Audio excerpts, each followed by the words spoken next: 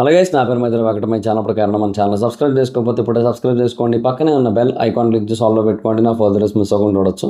చాలా మంది చూస్తున్నారు కానీ సబ్స్క్రైబ్ చేసుకోవట్లా. So please try to subscribe and click the bell icon also.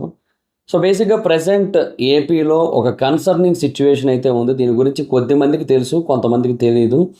And చాలామంది దీని గురించి ఇంకొక రకంగా భయపడుతున్నారు. అంటే మార్కెట్లోకి ఆంధ్రప్రదేశ్ నుంచి కొత్త కరోనా వచ్చిందని చెప్పి కూడా కొంతమంది భయపడుతూ ఉన్నారు. అట్లాంటి కైండ్ ఆఫ్ సిచ్యువేషన్ కూడా ఉంది ఇప్పుడు.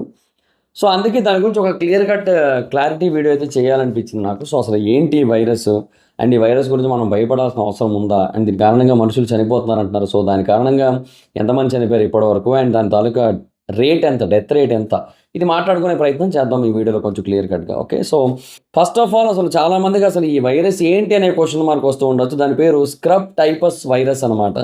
ఈ స్క్రబ్ టైపస్ వైరస్ ప్రజెంట్ ఏపీలో కొంచెం ఫాస్ట్గా స్ప్రెడ్ అవుతోంది. లాస్ట్ ఫ్యూ డేస్లో అరౌండ్ 174 వరకు కన్ఫర్మ్డ్ కేసెస్ అయితే వచ్చాయి. అండ్ దాంట్లో విశాఖపట్నం డిస్ట్రిక్ట్ నుంచే సుమారుగా 130 ఇన్ఫెక్షన్స్ అయితే ఉన్నాయన్నమాట. సో రీసెంట్ హెల్త్ డిపార్ట్మెంట్ యొక్క డేటాను బట్టి మనకి ఇదైతే తెలుస్తుంది. సో ఇమీడియట్గా మొత్తం అందరికీ కూడా దీని గురించి అవేర్నెస్ ఇవ్వడం కోసం ఒక ప్రోగ్రామ్ అయితే లాంచ్ అయ్యింది. Especially rural and semi urban areas ఏవైతే ఉంటాయో ఆ ఏరియాస్లో వీటి తాలూకా రిస్క్ ఎక్కువ. ఆ ఏరియాస్లోనే ఇది ఎక్కువగా స్ప్రెడ్ అయ్యే అవకాశం కూడా ఉంటుంది కాబట్టి ఆయా ప్రాంతాల వాళ్ళందరికీ కూడా దీనికి సంబంధించిన అవేర్నెస్ అయితే ఇప్పించే ప్రయత్నం చేస్తున్నారు. అర్బన్ ఏరియాస్లో అంత ప్రాబ్లం ఉండదు, ఎందుకంటే అర్బన్ ఏరియాస్లో బేసిక్గా మనకి ఎక్కువగా ప్లాంటేషన్ ఉండదు. అంటే లైక్ ఇప్పుడు ఎగ్జాంపుల్ ఎట్లా చెప్పాలంటే అడవులు లాంటివి ఉండవు కదా, చెట్లు ఉంటాయేమో మహా అయితే, కానీ అడవుల లాంటి కైండ్ ఆఫ్ సిచ్యువేషన్ అయితే ఉండదు. కానీ ఇప్పుడు వైజాగ్ని ఎగ్జాంపుల్ తీసుకుంటే ఇప్పుడు సింహాచలం కొండలు కానీ, ఆ అడివరంలో ఉన్న కొండలు కానీ, లేదంటే కంబాలకొండ వైల్డ్ లైఫ్ శాంక్చురీ కానీ, జూ పార్క్ కానీ, ఇట్లాంటి ప్రాంతాల్లో మళ్ళీ వెజిటేషన్ చాలా ఎక్కువగా ఉంటుంది. బట్ జూ పార్క్లో మళ్ళీ అంత ఉండదులేండి, ఎందుకంటే అది సెపరేట్గా ఉంటుంది. కంబాలకొండ వైల్డ్ లైఫ్ శాంక్చురీలో మళ్ళీ మొత్తం అదొక కైండ్ ఆఫ్ అడవిలాగే ఉంటుంది అది. సో ఇట్లాంటి ప్రాంతాల్లో ఏంటంటే స్ప్రెడ్ అయ్యే అవకాశాలు కొంచెం ఎక్కువ ఉంటాయి.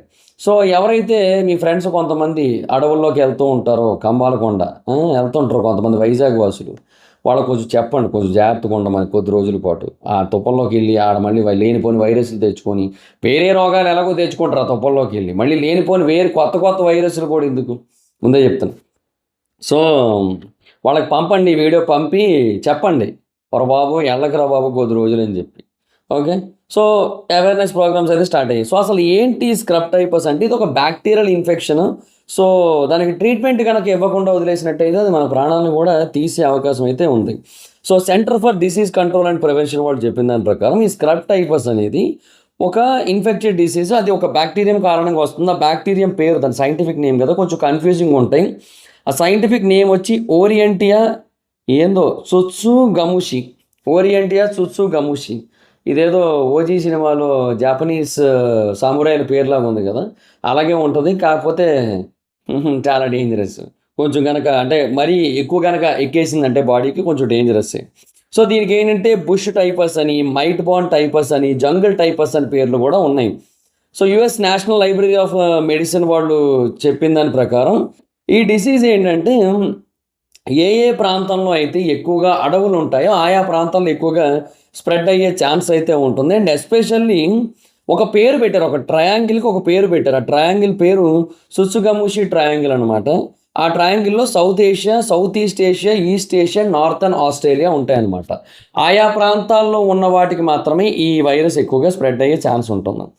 అసలు ఇది ఎలా స్ప్రెడ్ అవుతుంది, ఎలా మొదలవుతుంది అంటే బేసిక్గా కొన్ని బైట్స్ ఉంటాయి, అంటే పురుగులు లాంటివి ఉంటాయి అన్నమాట. సో వాటిని చిగర్స్ అని పిలుస్తారు. సో వాటిని ఇంకా సైంటిఫికల్గా చెప్పాలంటే లార్వల్ ట్రోంబిక్యులేట్ మైట్స్ అనమాట. సో ఇవి బేసిక్ ఎక్కడైతే డెన్స్ వెజిటేషన్ అంటే చెట్ల సాంద్రత చాలా ఎక్కువగా ఉంటుందో ఆ ప్రాంతాలలో ఎక్కువగా ఉంటాయి. అలాగే scrubs, bushes, forest, over grown areas, అలాంటి వాటన్నిటిలోని కూడా ఈ బ్యాక్టీరియా అయితే ఉంటుంది. అండ్ అవి కొన్నిసార్లు రోడెంట్స్ లాంటి వాటిని కూడా తగులుకుంటాయి, అంటుకుంటుంది ఆ బ్యాక్టీరియా అనేది.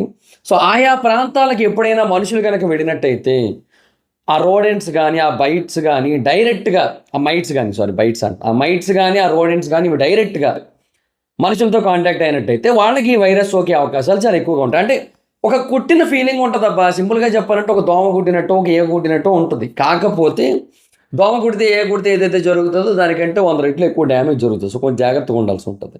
సో ఆంధ్రప్రదేశ్లో ఏంటంటే ఈ టైప్ ఆఫ్ వైరస్ మనకు కొంచెం ఎక్కువే కనబడుతుంది. దానికి రీజన్ ఏంటంటే ఏ ప్రాంతాల్లో అయితే చెట్ల సాంద్రత, అటవీ ప్రాంతాలు ఎక్కువగా ఉన్నాయో అట్లాంటి చోట ఇది ఎక్కువగా స్ప్రెడ్ అవుతూ ఉంది. Especially rural and semi urban ఏరియాస్‌లో. లాస్ట్ ఇయర్ 6,700 లాస్ట్ ఇయర్ కాదు సారీ ఈ ఇయరే. అంటే ఆల్మోస్ట్ ఇయర్ ఎండింగ్‌కి వచ్చాం కదా! సో, లాస్ట్ ఇయర్ అనే సెన్స్‌లో ఉన్నాను నేను. సో, ఈ ఇయర్‌లో 6,778 శాంపిల్స్‌ని టెస్ట్ చేస్తే 1,346 శాంపిల్స్ పాజిటివ్ ఉన్నాయండి. అంటే ప్రతి ఐదుగురిలో ఒకరిలో ఈ వైరస్ ఉంది. ఎవరిలో అయితే టెస్ట్ చేశారో especially rural and semi urban ఏరియాస్‌లో. సో, ఎవరైతే కొంచెం విలేజెస్‌లో ఉంటారో అంటే మీరు ఈ వీడియోని మీరు హైదరాబాద్ నుంచో లేదా వైజాగ్ నుంచో, విజయవాడ నుంచో సిటీలో చూస్తూ ఉండొచ్చు.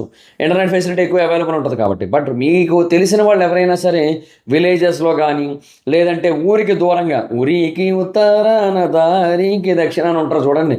అట్లాంటి వాళ్ళందరికీ కూడా షేర్ చేసి వాళ్ళకి చెప్పండి కొంచెం జాగ్రత్తగా ఉండమని చెప్పి. ఇప్పుడు కొన్ని సింప్టమ్స్ చెప్తా తర్వాత ఆ సింప్టమ్స్ ఏమైనా ఉన్నట్టయితే కూడా చూసుకోమని చెప్పండి. సో, డిస్ట్రిక్ట్ వైస్‌గా చూసుకుంటే గట్టిగా తగులుకున్నది ఏది అంటే చిత్తూరుకి. చిత్తూరులోనే మోస్ట్ నెంబర్ ఆఫ్ కన్ఫర్మ్డ్ కేసులైతే ఉన్నాయి. రీసెంట్ డేస్‌లో విశాఖపట్నం ఎక్కువ కనబడుతున్నాయి గానీ విశాఖపట్నంలో. ఓవరాల్‌గా కంపేర్ చేసుకుంటే చిత్తూరులో ఎక్కువున్నాయి. మరి ఇంకా శేషాచలం అడవులు అవన్నీ ఉంటాయి కదా! కొండలు అవన్నీ కూడా. సో, దాని ఎఫెక్ట్ అనుకుంటా. సో, ఇప్పుడు డిస్ట్రిక్ట్ వైడ్‌గా చూసుకుంటే టాప్‌లో చిత్తూరు, కాకినాడ, విశాఖపట్నం, వైఎస్ఆర్ కడప ఉన్నాయి. సో, ఈ 4 ప్రాంతాల్లో చాలా అంటే చాలా ఎక్కువగా ఉన్నాయన్నమాట. సో, ఇది కొంచెం కన్సర్నింగ్ సిట్యుయేషనే. డెఫినిట్‌గా కొంత కన్సర్నింగ్ సిట్యుయేషన్. ఎందుకంటే 2020 ఆగస్టు నుంచి జూలై 2022 మధ్యలో 32,000 మంది తమిళనాడు ప్రజల మీద 37 రూరల్ విలేజెస్ నుంచి టెస్టులు చేశారు ఈ వైరస్‌కి సంబంధించి. టెస్టులు చేస్తే వాళ్ళలో ప్రతి 10 మందిలో ఒక్కరిలో ఈ వైరస్ ఉందని తేలింది. అది చాలా పెద్ద విషయం నన్నడిగితే. సో, అండ్ ఇంకొకటి చాలా మందిలో ఉన్న సింప్టమ్స్ మైల్డ్‌గానో లేదంటే అంత ఎఫెక్ట్ చేయని విధంగా ఉన్నప్పటికీ కూడా 8-15% మందిలో మటుకు కొంచెం సీరియస్‌గానే ఉన్నాయి. వాళ్ళకి హాస్పిటల్ ట్రీట్మెంట్ అవసరమైంది. అండ్ వాళ్ళలో కొంతమంది చనిపోయిన సందర్భాలు కూడా ఉన్నాయి. మొత్తంగా 5గురు చనిపోయారు ఆ టైంలో ఈ వైరస్ కారణంగా. కాకపోతే 32,000 మందిని టెస్ట్ చేసినప్పుడు అందులో ప్రతి 10 మందిలో ఒకరికి ఉందంటే 3,200 మందికి ఉన్న చోట ఇక్కడ 5గురు చనిపోయారు అంటే మనకి 3,200లో 1% వేసుకున్నప్పటికీ కూడా 32 అవుతది కదా!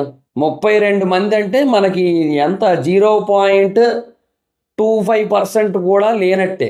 ఓకే. 0.20% ఎంతో ఉన్నట్టు మనకి అక్కడ డెత్ రేట్. అది చాలా తక్కువే. కాకపోతే ఒక ప్రాణం పోయినట్టే కాబట్టి మనం జాగ్రత్తగా ఉండాల్సి ఉంటది. సో, ఇప్పుడు రీసెంట్‌గా ఆంధ్రప్రదేశ్‌లో ఏంటంటే కొంచెం ఎక్కువ స్థాయిలో కనబడుతూ ఉండేసరికి ఆ సరిహద్దు ప్రాంతాలు ఎస్పెషల్లీ ఇప్పుడు చిత్తూరు అంటే ఇప్పుడు మరి చిత్తూరు తమిళనాడుకి సరిహద్దే దగ్గరే ఉంటది. సో, అందుకని వాళ్ళు కూడా కొంచెం కన్సర్నింగ్‌గానే ఉన్నారు. కొంచెం జాగ్రత్తగా ఉంటున్నారు వాళ్ళు కూడా. మనం కూడా జాగ్రత్తగా ఉండాల్సిన అవసరం ఉంది. ఇది వాళ్ళ కారణంగా మనకు అంటుకుందా, మన కారణంగా వాళ్ళకి అంటుకుంటుందా అనేది అర్థం కావట్లేదు. మరి తమిళనాడులో లాస్ట్ టైమ్ సర్వేలయ్యాయి. ఆంధ్రాలో అవ్వలేదు. ఎందుకు అక్కడ అయ్యాయంటే అక్కడ ఎక్కువ కనబడ్డాయి కాబట్టి. సో, ఈ CDC centre for disease control and prevention వాళ్ళు ఏమంటున్నారంటే జనరల్‌గా ఎవరికైతే ఇది పెద్ద స్థాయిలో ఎఫెక్ట్ అవుతదో వాళ్ళకి 1 వీక్ నుంచి 2 వీక్స్ వరకు ఇంక్యుబేషన్ పీరియడ్ ఉంటది. కొంచెం జాగ్రత్తగా ఉండాలి ఆ టైంలో అని చెప్తున్నారనమాట. సో, దానికి సంబంధించిన సింప్టమ్స్ ఏంటంటే స్టార్టింగ్ స్టేజ్‌లో అయితే ఏం లేదు ఫీవర్ వస్తది, విపరీతమైన చలేస్తది, తలనొప్పి విపరీతంగా వచ్చేస్తది అండ్ బాడీ మొత్తం పెయిన్స్ వస్తుంటాయి. మజిల్ పెయిన్స్ లాగా అలా అయిపోతూ ఉంటది. సో, అవి మరీ టూ మచ్ అనిపిస్తే డెఫినిట్‌గా హాస్పిటల్‌కెళ్ళండి. బ్లడ్ టెస్టులు చేయించుకోండి. తర్వాత హాల్‌మార్క్ సైన్ అంటే అన్నిటికంటే మోస్ట్ ఇంపార్టెంట్ సంకేతం ఏంటంటే మనకెక్కడైతే అది కొడతదో మనల్ని ఆ ప్రాంతంలో ఏంటంటే ఒక పెద్ద ఏమంటారు ఉబ్బిపోయినట్టు అయిపోద్ది పెద్దగా. అది కొంచెం చూసుకోవాలి. అది చాలా అంటే చాలా ఇంపార్టెంట్. ఏదో నార్మల్ ర్యాష్ అనుకోవడానికైతే లేదు. మీరు తుప్పల్లో తిరిగేటట్టయితే మీకు ఉబ్బినట్టయితే చూసుకోండి. ఉబ్బింది కదా అని ఉబ్బి తబ్బిబ్బయిపోకండి. అది మీకే మంచిది కాదు.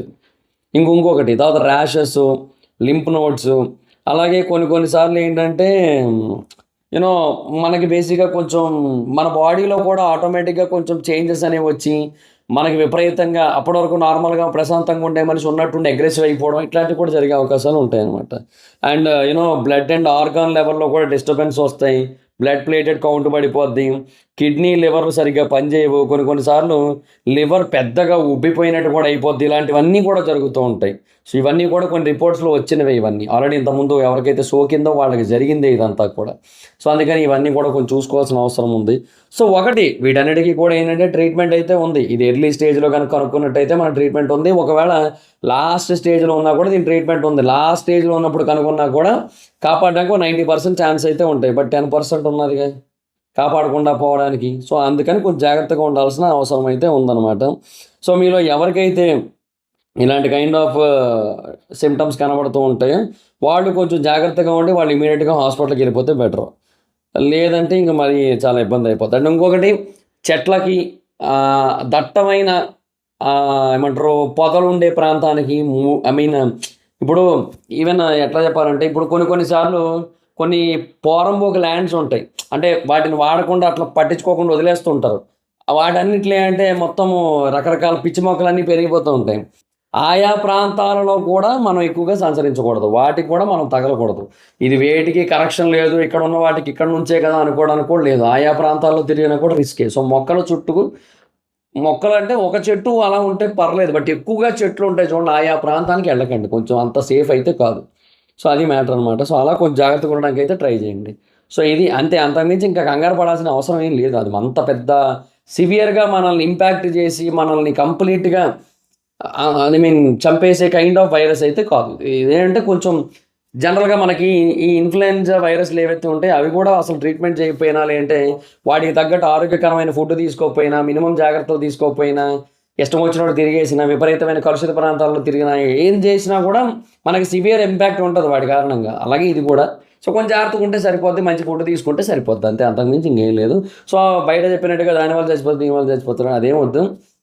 సో ఎవరు కూడా పెద్దగా కంగారు పడిపోద్దు. ఓకే, సో అది పాయింట్. సో అందుకే జాగ్రత్తగా ఉండడం సరిపోద్ది అంతే. సో ఎక్కడ especially rural and semi urban area people, urban people పెద్ద కంగారు వేయట్లేదు. అర్బన్ పీపుల్కి అసలు ఎలాగా మీరు ఎదిగినా పెద్దగా చెట్లు కూడా కనబడవు అర్బన్ ఏరియాలో, ఏదో కొన్ని ఊర్లో కనబడతాయి అంతే. సో మీరు పెద్ద కంగారు పడాల్సిన పని లేదు. Okay, so that's guys, this the video కనుక మీకు నచ్చినట్టయితే లైక్ చేసి వీడియోని షేర్ చేయనప్పుడు కానీ మన ఛానల్ సబ్స్క్రైబ్ చేసుకోకపోతే ఇప్పుడే సబ్స్క్రైబ్ చేసుకోండి. పక్కనే ఉన్న బెల్ ఐకాన్ క్లిక్ చేసి ఆల్లో పెట్టుకోండి. నా ఫర్దర్ వీడియోస్ మిస్ అవ్వకుండా చూడొచ్చు. ఛానల్ చూస్తున్నారు కానీ సబ్స్క్రైబ్ చేసుకోవట్లేదు. So please try to subscribe click the bell icon also. నా ఇన్స్టాగ్రామ్ ఐడి ఎవరు అయితే ఎక్కడ వచ్చి ఫాలో వచ్చు. Thank you so much. మనం video next video. Bye by.